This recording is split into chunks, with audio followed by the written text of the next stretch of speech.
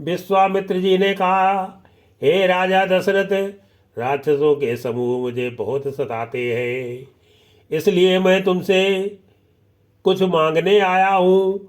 छोटे भाई सहित श्री रघुनाथ जी को मुझे दो। राक्षसों के मारे जाने पर मैं सनात हो जाऊंगा। सुन राजा अति अप्रिय बानी, हृदय कंप मुख दुत कुमलानी। इस अत्यंत अप्रिय वाणी को सुनकर राजा का हृदय कांप उठा और उनके मुख की कांति फीकी पड़ गई। उन्होंने कहा, हे ब्राह्मण, मैंने चौथेपन में 4 पुत्र पाए हैं। आपने विचार कर बात नहीं कही। चौथेपन पाए सुत चारी, विप्र वचन नहीं कहो विचारी।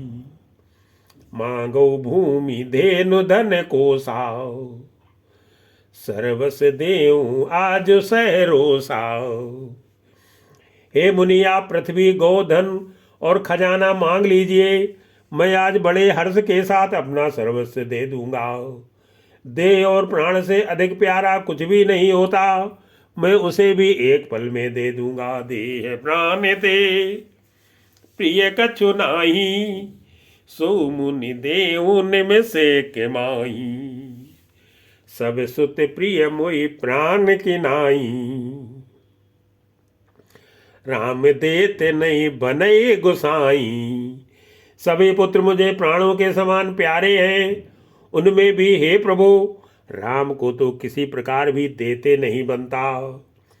कहाँ अत्यंत डरावने और क्रूर राक्षस, और कहाँ परम किशोर अवस्था के मेरे सुंदर पुत्र। कै निश्चर अति घोर कठोरा, कै सुंदर सुत परम किशोरा। सुन नृप गिरा प्रेम रस सानी, हृदय हरस माना मुनि ज्ञानी। प्रेम रस में सनी हुई राजा की वाणी सुनकर ज्ञानी मुनि विश्वामित्र जी ने हृदय में बड़ा हर्ष माना। तब वशिष्ठ जी ने राजा को बहुत प्रकार से समझाया, जिससे राजा का संदेह दूर हुआ। तब वशिष्ठ बहुविध समझावा, नृप संदेह नाश के पावा। अति आदर दो तनय बुलाए, हृदय लाई बहु भांत सिखाए। राजा ने बड़े ही आदर से दोनों पुत्रों को बुलाया और हृदय से लगाकर बहुत प्रकार से उन्हें शिक्षा दी। फिर कहा, हे नाथ, ये दोनों पुत्र मेरे प्राण हैं। हे मुनि, अब आप ही इनके पिता हैं, दूसरा कोई नहीं। मेरे प्राण नाथ सुत दो, तुम मुनि पिता आन नहीं को। सौंपे भूप ऋषि सुते, बहुविध दे आशीष। जननी भवन गए प्रभु, चले नाई पद शीसी। राजा ने बहुत प्रकार से आशीर्वाद देकर पुत्रों को ऋषि के हवाले कर दिया। फिर प्रभु माता के महल में गए और उनके चरणों में सिर नवा कर चले। पुरुष सिंह दो वीरे, हरस चले मुनि भय हरन। कृपा सिंधु मत धीर, अखिल विश्व कारण करनी। मंगल भवन अमंगल हारी, बहु दशरथ अजर बिहारी। पुरुषों में सिंह रूप दोनों भाई राम लक्ष्मण मुनि का भय हरने के लिए प्रसन्न होकर चले। वे कृपा के समुद्र, धीर बुद्धि और संपूर्ण विश्व के कारण के भी कारण है। अरुण नयन और बाहु विशाला, नील जलज तनु श्याम तमाला। भगवान के लाल नेत्र है, चौड़ी छाती और विशाल भुजाएं हैं। नील कमल और तमाल के वृक्ष की तरह श्याम शरीर है। कमर में पीतांबर और सुंदर तरकस कसे हुए हैं। दोनों हाथों में सुंदर धनुष और बाण हैं। कटी पट पीते कसे बर भाता, रुचिर चाप सायक दुहाता। श्याम गौर सुंदर दो भाई, विश्वामित्र महानिधि पाई। श्याम और गौरवर्ण के दोनों भाई परम सुंदर हैं। विश्वामित्र जी को महान निधि प्राप्त हो गई। वे सोचने लगे, मैं जान गया कि प्रभु ब्रह्मण्य देव ब्राह्मणों के भक्त हैं। मेरे लिए भगवान ने अपने पिता को भी छोड़ दिया। प्रभु ब्रह्मण्य देव मैं जाना, मोहिनित पिता तजो भगवान। चले जात मुन दीन दिखाई, सुन ताड़ का क्रोध कर धाई। मार्ग में चले जाते हुए मुनि ने ताड़का को दिखाया। शब्द सुनते ही वह क्रोध करके दौड़ी। श्री राम जी ने एक ही बाण से उसके प्राण हर लिए और दीन जानकर उसको अपना दिव्य स्वरूप दिया। एक ही बाण प्राण हर लीना, दीन जानते ही निज पद दीना। तब ऋषि निज नाथ जी अचीनी, विद्या निधि कहूं विद्या दीनी। तब ऋषि विश्वामित्र ने प्रभु को मन में विद्या का भंडार समझते हुए भी लीला को पूर्ण करने के लिए ऐसी शिक्षा दी जिससे भूख प्यास न लगे और शरीर में अतुलित बल और तेज का प्रकाश हो। जाते लाग न क्षुधा पिपासा, अतुलित बल तनु तेज प्रकाशा। आयुध सर्व समर्पिके, प्रभु निज आश्रम आनी। कंद मूल फल भोजन, दीन भगत हित जानी। मंगल भवन अमंगल हारी, प्रभु सुदशरथ अजर बिहारी। सब अस्त्र शस्त्र समर्पण करके मुनि प्रभु श्री राम जी को अपने आश्रम में ले आए और उन्हें परम हितु जानकर भक्तिपूर्वक कंदमूल और फल का भोजन कराया। प्रात कहा मुनि सन रघुराई, निर्भय यज्ञ करो तुम जाई। सवेरे श्री रघुनाथ जी ने मुनि से कहा, आप जाकर निडर होकर यज्ञ कीजिए। यह सुनकर सब मुनि हवन करने लगे और श्री राम जी यज्ञ की रखवाली पर रहे। होम करन लागे मुनिधारी, पुरहे मख की रखवारी।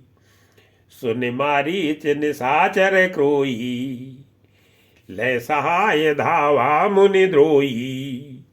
यह समाचार सुनकर मुनियों का शत्रु क्रोधी राक्षस मारीच अपने सहायकों को लेकर दौड़ा।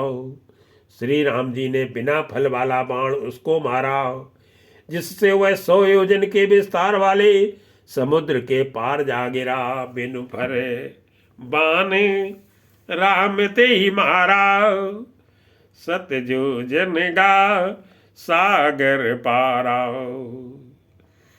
पावक सर सुबाहु पुनि मारा, अनुज निशाचर कटक संहारा। फिर सुबाहु को अग्निबाण मारा। इधर छोटे भाई लक्ष्मण जी ने राक्षसों की सेना का संहार कर डाला। इस प्रकार श्री राम जी ने राक्षसों को मारकर ब्राह्मणों को निर्भय कर दिया। तब सारे देवता और मुनि स्तुति करने लगे। मारी असुर द्विजे निर्भयकारी, स्तुति करें देव मुनिधारी। तय पुन कछु के दिवस रघुराया, रहे कीन विप्रन पर दाया। श्री रघुनाथ जी ने वहां कुछ दिन और रहकर ब्राह्मणों पर दया की। भक्ति के कारण ब्राह्मणों ने उन्हें पुराणों की बहुत सी कथाएं कही। यद्यपि प्रभु सब जानते थे, भगति हेतु बहु कथा पुराना। कहे विप्र यद्यपि प्रभु जाना, तब मुनि सादर कहा बुझाई। चरित एक प्रभु देखिए जाई, तदनंतर मुनि ने आदर पूर्वक समझाकर कहा, हे प्रभु, चलकर एक चरित्र देखिए। रघुकुल के स्वामी श्री रामचंद्र जी धनुष यज्ञ की बात सुनकर मुनि श्रेष्ठ विश्वामित्र जी के साथ प्रसन्न होकर चले। धनुष यज्ञ सुनी रघुकुल नाथा, हरस चले मुनिवर के साथा। आश्रम एक दीख मग माई, खग मृग जीव जंतु तै नाई। मार्ग में एक आश्रम दिखाई पड़ा। वहां पशु पक्षी कोई भी जीव जंतु नहीं था। पत्थर की एक शिला को देखकर प्रभु ने पूछा। तब मुनि ने विस्तार पूर्वक सब कथा कही। पूछा मुनि, शिला प्रभु देखी, सकल कथा मुनि कहा बिसेखी। गौतम नारी श्राप बसे, उपल दे धरि धीर। चरण कमल रज चाहती, कृपा करो रघुवीर। मंगल भवन अमंगल हारी, जबों सुत सुरत अजर बिहारी। मुनि गौतम मुनि की स्त्री अहिल्या साप बसे पत्थर की देह धारण किए बड़े धीरज से आपके चरण कमलों की धूल चाहती है। हे रघुवीर, इस पर कृपा कीजिए। पर सत पद पावन सो के नसावन, प्रगट भई तप पुंज सही। देखत रघुनायक जन सुखदायक, सन्मुख हुई कर जोरी रही। श्री राम जी के पवित्र और शोक को नाश करने वाले चरणों का स्पर्श पाते ही सचमुच वह तपोमूर्ति अहिल्या प्रकट हो गई। भक्तों को सुख देने वाले श्री राम जी को देखकर वह हाथ जोड़कर सामने खड़ी रह गई। अत्यंत प्रेम के कारण वह अधीर हो गई। उसका शरीर पुलकित हो उठा। मुख से वचन कहने में नहीं आते। वह अत्यंत बड़भाग्नि अहिल्या प्रभु के चरणों से लिपट गई और उसके दोनों नेत्रों से जल, प्रेम और आनंद के आंसुओं की धारा बहने लगी। अति प्रेम अधीरा पुलक शरीरा, मुख नहीं आवई बचन कही। अतिशय बड़ भागी चरण लागी, जुगल नयन जलधार बही। धीरज मन कीना प्रभु के चीना, रघुपति कृपा भगति पाई। अति निर्मल बानी अस्तुति ठानी, ज्ञान गम्य जय रघुराई। फिर उसने मन में धीरज धरकर प्रभु को पहचाना और श्री रघुनाथ जी की कृपा से भक्ति प्राप्त की। तब अत्यंत निर्मल वाणी से उसने इस प्रकार स्तुति प्रारंभ की। हे ज्ञान से जानने योग्य श्री रघुनाथ जी, आपकी जय हो। मैं सहज ही अपवित्र स्त्री हूँ और हे प्रभु, आप जगत को पवित्र करने वाले, भक्तों को सुख देने वाले और रावण के शत्रु हैं। हे कमल नयन, हे संसार जन्म मृत्यु के भय से छुड़ाने वाले, मैं आपकी शरण आई हूँ, मेरी रक्षा कीजिए। मैं नारी अपावन प्रभु जग पावन, रावण रिपुजन सुखदाई। राजीव बिलोचन भोभे मोचन, पाई पाई शरण आई। मुनि श्राप जो दीना अति बल कीना, परम अनुग्रह में माना। देखियो भरी लोचन हरि भो मोचन, यही लाभ शंकर जाना। मुनि ने जो मुझे शाप दिया सो बहुत ही अच्छा किया। मैं उसे अत्यंत अनुग्रह करके मानती हूँ, जिसके कारण मैंने संसार से छुड़ाने वाले श्री हरि को नेत्र भर कर देखा। इसी को शंकर जी सबसे बड़ा लाभ मानते हैं। हे प्रभु, मैं बुद्धि की बड़ी भोली हूँ, मेरी एक विनती है। हे नाथ, मैं और कोई वर नहीं मांगती, केवल यही चाहती हूँ कि मेरा मन रूपी भौरा आपके चरण कमल की रजस के प्रेम रूपी रस का सदा पान करता रहे। प्रभु भी विनती प्रभु मोरी, मैं मति भोरी, नाथ न मांगूं बर आना, पद कमल परागा रस अनुरागा, मम मन मधुप करे पाना, जय पद सुर सरिता परम पुनीता, प्रगट भई शिव शीस धरी, सोई पद पंकज जेहि पूजत अजि, मम सिर धरऊ कृपाल हरि। जिन चरणों से परम पवित्र देव नदी गंगा जी प्रकट हुई, जिन्हें शिव जी के सिर पर धारण किया, जिन्हें शिव जी ने सिर पर धारण किया, और जिन चरण कमलों को ब्रह्मा जी पूजते हैं, कृपालु हरि, आपने उन्हीं को मेरे सिर पर रखा। इस प्रकार स्तुति करती हुई बार बार भगवान के चरणों में गिरकर जो मन को बहुत ही अच्छा लगा, उस वर को पाकर गौतम की स्त्री अहल्या आनंद में भरी हुई पति लोक को चली गई। ए भांति सिधारी गौतम नारी, बार बार हरि चरण परी, जो अति मन भावा सो बर पावा, गए पति लोक आनंद भरी, अस प्रभु दीन बंधु हरि, कारण रहित दयाल, तुलसीदास सठते भजू, छाण कपट जंजाली, मंगल भवन अमंगल हारी, नमो दशरथ अजर बिहारी। प्रभु श्री रामचंद्र जी ऐसे दीन बंधु और बिना ही कारण दया करने वाले हैं। तुलसीदास जी कहते हैं कि हे सठ मन, तू कपट जंजाल छोड़कर उन्हीं का भजन कर। चले राम मुनि, चले राम लक्ष्मण मुनि संगा, गए जहां जगे पावनी गंगा। श्री राम जी और लक्ष्मण जी मुनि के साथ चले। वे वहां गए जहां जगत को पवित्र करने वाली गंगा जी थी। महाराज गादी के पुत्र विश्वामित्र जी ने वह सब कथा सुनाई, जिस प्रकार देव नदी गंगा जी पृथ्वी पर आई थी। गादी सुन सब कथा सुनाई, जे प्रकार सुर सर मही आई। तब प्रभु ऋषिन समेत नहाई, विविध दान मही देवन पाई। तब प्रभु ने ऋषियों सहित गंगा जी में स्नान किया।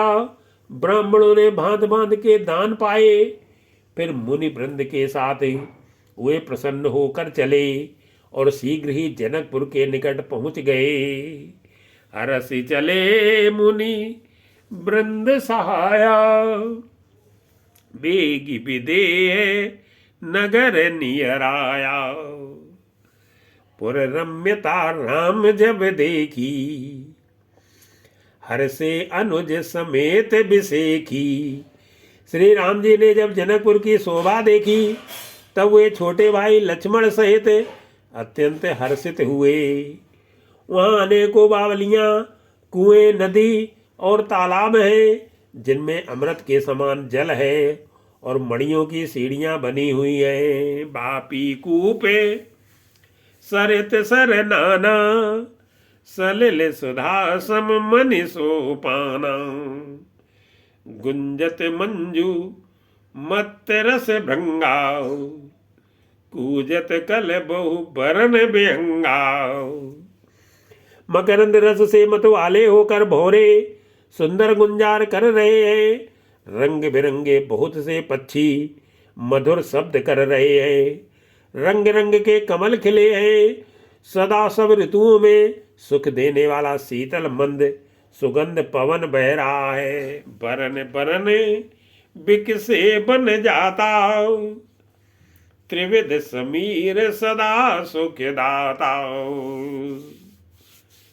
सुमन वाटिका बाग बनी, विपुल विहंग निवास, फूलत फलत सुपल्लवत, सोहत पुर चौपासी। मंगल भवन अमंगल हारी, नमो सदशरथ अजर बिहारी।